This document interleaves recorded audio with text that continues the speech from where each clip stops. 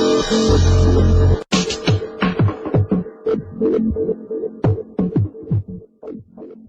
everybody, Dutchsinse here, 12:33 p.m. Central Time on Thursday, August 8th, 2013. And we're looking at Earthquake 3D here, which is a USGS feed of the most recent earthquakes, everything 2.5 and greater in the United States, and 4.0 and greater internationally. Now there's only one earthquake I want to show you guys today right now. I'm going to be doing a full earthquake update here in the next day or two, but I want to draw your attention to the 3.4 that struck central Oklahoma today. I haven't looked the earthquake up yet, haven't looked up any statistics on it. I've got Google Earth open here. I'm doing this to show you guys how to do this yourselves, so you can look up the earthquakes and figure out what's going on at the area epicenters. Anytime you see an earthquake occur in Oklahoma, Arkansas, Texas, South Colorado, anywhere in here, usually there's some kind of pumping, drilling, or fracking operation that's responsible for said earthquake. So let's look this one up. You can get this several different ways. You can go directly to the USGS and they'll have these earthquakes listed 2.5 and greater. Or you can use a program like Earthquake 3D. This version costs $20, I think, but there's other programs that are free and you can get the coordinates from that. So let's look this up. Here are the statistics from the USGS, and you'll notice one thing right off the bat: 3.1 miles deep, 5 kilometers. You'll notice this over and over and over again with fracking earthquakes, drilling earthquakes, that they all are generally in the 3-mile range. Even though that's not as deep as their drilling, that's actually much deeper than their drilling. We're seeing earthquakes that are caused by these operations at a much deeper depth. So let's look up this coordinate here. Copy, and we'll go over to Google Earth.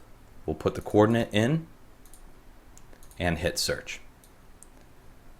And that should bring us down in here. Now here's all my previous place marks for other frac wells and earthquakes that have happened in the area. So here it is, okay? They already have a place mark here. They have it marked as a 3.3. Let's get that. Thursday, August 8th, USGS, placed on here by Google Earth themselves.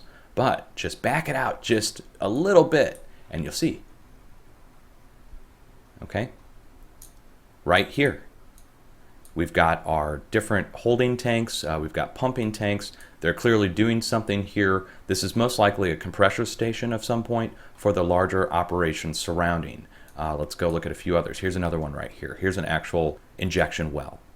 All right, so we've got our cleared pad, you've got a fence around it, you've got your storage tanks that are holding chemicals that are going to be put in or taken out sometimes, depending on what they're doing. Also collection tanks for gas.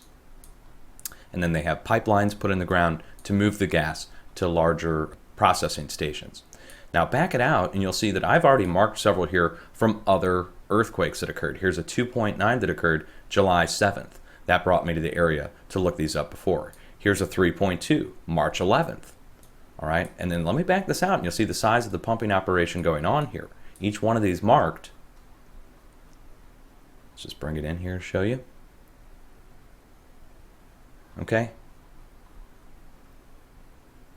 Painstakingly, I took some time to do this, guys, and I haven't even scratched the surface on however many there are. When you really look around the area, there's some very serious pumping going on here, injection into the earth.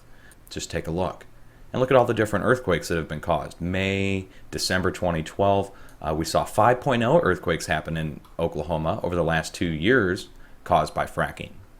So it's really easy for you guys to do this. Just pull the coordinates, go look them up, see what's there. I see on USGS now, you can view the location on Google Maps. So maybe they're getting wise to this and tired of hearing it from the internet, and now you can just go look it up yourself. I urge you guys to do that and to understand that earthquakes caused by man-made earthquakes, induced seismicity, are never good. Never good to be inducing earthquakes, especially when it can lead to larger earthquakes, as we've seen in the past. The 5.0 happened on top of a swarm of other earthquakes inside of the fracking operation in Oklahoma in 2011. It caused house damage, people got injured, so we're talking very serious consequences earthquake-wise for this. Now, if you look at the area in general, it's the southern portion of the North American craton. The craton begins, it's the unsubducted portion of the North American plate, we could call it. Starts up here in the northwest, curls down here through Texas, Oklahoma, Arkansas, and then curls back up here to Canada where you see the split here in the continent. That is actually part of the craton itself, the edge. Beyond the edge, down to the south, is the deformed edge, and then we go out to the coastal plains. Okay, but the central portion of the craton has remained relatively undisturbed for a very long period of time. Now we are injecting those portions of the edge to extract natural gas, to break the shale, to release the natural gas. That's going to cause earthquake activity, obviously, but I believe that if they're doing it in a fault zone, such as the New Madrid or Wabash Valley seismic zone, that could induce larger earthquake movement like we saw in the past. 5.0 in central Arkansas, 5.0 in Oklahoma, 5.0 in southern Colorado, all at fracking operations. Okay? Much love, folks. Hang in there and be safe.